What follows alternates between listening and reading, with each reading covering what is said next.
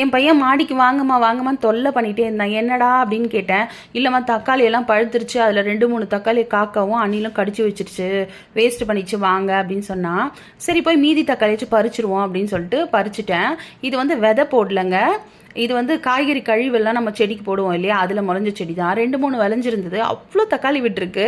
நம்ம கடையில் எவ்வளோ காசு கொடுத்து நம்ம வாங்குகிறோம் தக்காளி, ஆனாலும் செடியில் பறிக்கும் போது அவ்வளோ ஒரு ஆசை. இது வந்து இவ பேர் வந்து இருவாட்சி.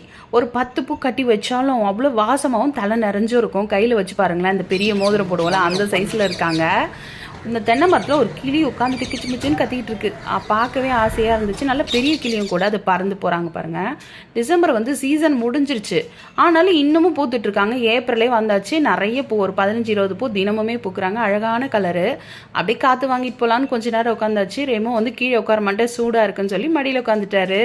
அதுக்கப்புறமா கிளம்பிட்டோம்.